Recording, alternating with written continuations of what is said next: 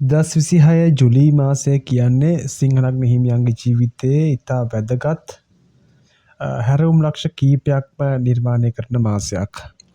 විශේෂයෙන්ම මීන රාශියේ ගමන් කරන සෙනසුරු ග්‍රහයා ජූලි 27 වෙනිදා වක්‍රවීම ආරම්භ කරනවා. ඒ වගේම තමයි රවි ලග්නාධිපති රවි ග්‍රහයාගේ ඒ වගේම තමයි බුධ ග්‍රහයින්ගේ හැසිරීම් නිසා ඔබේ ආර්ථිකයට වගේම ඔබේ රැකියාවටත් සිංහ ලග්නයේ ලොකු බලපෑමක් ඇතිල වෙනවා. ඉතින් මේ ජූලි මාසය තුල ඔබට ලැබෙන සුබ ඒ වගේම අසුබ ප්‍රතිඵල මොනවද? ඒ වගේම තමයි අෂ්ටමේ රාෂ්ටකයෙන් ඔබට සහනයක් ලැබෙයිද?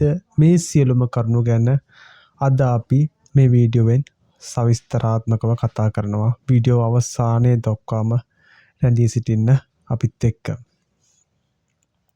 පළමුවෙන් අපි බලමු සෙනසුරු ග්‍රහයාගේ වක්‍රවීම සිංහ ලග්නයේ හිමියන්ට කොහොමද බලපාන්නේ කියලා.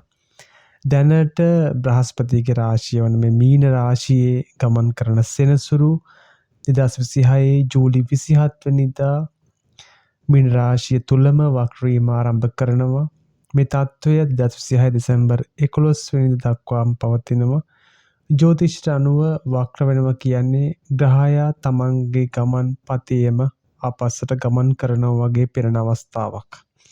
ඉතින් සිංහ ලග්න හිමියන්ගේ මේ 6 වන 7 වන භාවයන්ට අධිපති සෙනසුරු මේ ගමන් කරන්නේ ඔබේ කේන්ද්‍රයේ 8 වෙන්නේ. ඒ කියන්නේ ඔබට මේ ගත වෙන්නේ අෂ්ටම ඒරාෂ්ටක කාලයක්. සාමාන්‍යයෙන් 8 වැන්නේ සෙනසුරු ගමන් කිරීම එතරම් යහපත් ප්‍රතිඵල ලබා දෙන්නේ නැහැ. නමුත් මෙතනදී ඔබට සුබ ආරංචියක් තියෙනවා. ඒ කියන්නේ මේ සෙනසුරු වක්‍ර වීම නිසා 8 වැන්නෙන් ඔබට මේ සෙනසුරු ලබා දෙන ඍණාත්මක බලපෑම් ඒ වගේම තමයි පීඩාවන් හදිසියෙම නතර වෙන්න. ඒ වගේම ඒ හිංසාවන් පීඩාවන් වගේම ඍණාත්මක සෙනසුරුකින් ලැබෙන බලපෑම් සමනය වෙන්න පුළුවන් මේ සෙනසුරුගේ වක්‍ර වීම කාල සීමාවන් තුල. ඒ වගේම තමයි ඔබ මෙන්න මේ සෙනසුරු වක්‍ර වීමේ කාල සීමාව තුල ඔබ කොපමණ මහන්සි වුණත් සාර්ථකත්වයක් නොලැබෙනු වැඩ කටයුතු තිබුණා නම් ඒව හදිසියෙම සාර්ථක වෙන්න පටන් ගන්නවා මේ සෙනසුරු වක්‍ර වීමේ කාල සීමාව තුල. ඒ වගේම තමයි රාජ්‍ය රැකියා වගේම වෙනත් රාජකාරී කටයුතු වල තිබුණු බාධා හදිසියෙම ඔබේ විසඳීමට පටන් ගන්නවා මේ ජූලි 27 මේ සෙනසුරුගේ වක්‍ර වීමත් එක්ක. ඒ වගේම තමයි පෞල් ජීවිතය සම්බන්ධ ඔබේ සහකරු හෝ සහකාරිය එක්ක තිබුණු ආරවුල් නතර වෙලා පවුලේ සාමය ඇති වෙන්න. ඒ වගේම තමයි ඔබේ පියාට යම් සෞඛ්‍ය ගැටලුවක් හරි එහෙම නැත්නම් වෙනත් ගැටලුවක් තිබුණා නම් ඒක විසඳ ගන්න, ඒකට විසඳුම ලැබෙන්න මේක යම් කාලයක් බවට පත් වෙනවා මේ සෙනසුරුගේ වක්‍ර වීමේ කාල සීමාව. ඒ වගේම තමයි මේ සෙනසුරුගේ වක්‍ර ගමන අධ්‍යාපනය ලබන සිසුන්ටත් සිංහ ලග්නයේ ඊටාම හොඳ ප්‍රතිඵල ලබා දෙන කාලයක් බවට පත් වෙනවා. හැබැයි එක දෙයක් මතක තබා ගන්න, පළමුවැන්නේ ඉන්න කේතු ඒ වගේම තමයි 7 වැන්නේ ඉන්න රාහු නිසා ජීවිතයේ යම් උස් පහත් වීම ඔබට ඇති වෙන්න පුළුවන්. ඒ වගේම තමයි දෛනික රැකියාව වගේම ඔබ විවාහ ජීවිතය ගැන හැම විටම ඔබ කල්පනාවෙන් ඉන්න ඕනේ. ඒක ඉතාම වැදගත් සිංහ ලග්න හිමියෙක් වශයෙන්. ඒ වගේම තමයි ලග්නාධිපති රවිගේ ගමන.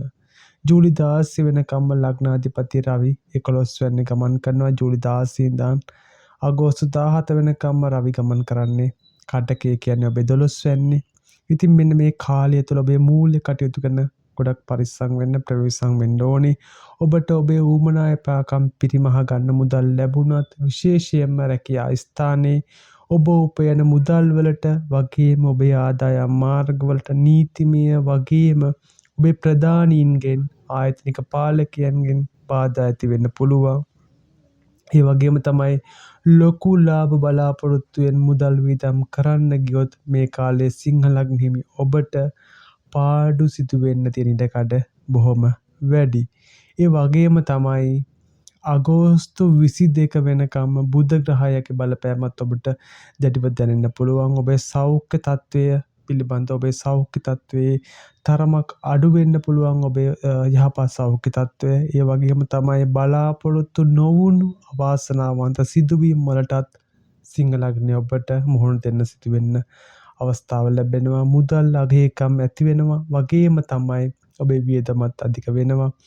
ඒ නිසා මෙන්න මේ කාලේ ණය වෙන්න නම් හිතන්න එපා කිසිම හේතුවක් මත සිංහ ලග්නයේ ඔබ මේ කාලේ ණය වුණොත් ඒ ණය ආපසු ගෙවන්න ඔබට ඉතාමත් අමාරුයි. ඒ වගේම තමයි ගෙදර දොර කටයුතු වලත් යම් අවාසනාවන්ත ගති පෙන්වනවා සිංහ ලග්නයේ ඔබේ කේන්ද්‍රයේ. ඒ වගේම තමයි සිංහ ලග්නයේ ඔබේ කතාවේ බලය අඩු වෙනවා මේ කාලේ. කේලම් ඕපදූප අහන්න වගේම නින්දා අපහාස අහන්නත් සිදු වෙන්න පුළුවන්. නිතර අනුන්ගෙන් චෝදනා එල්ල වෙන්නත් ඉඩ තියෙනවා සිංහ ලග්නය ඔබට. ඒ නිසා කතාවේදී බොහෝම ඉතාමත් ප්‍රවේශම් වෙන්න.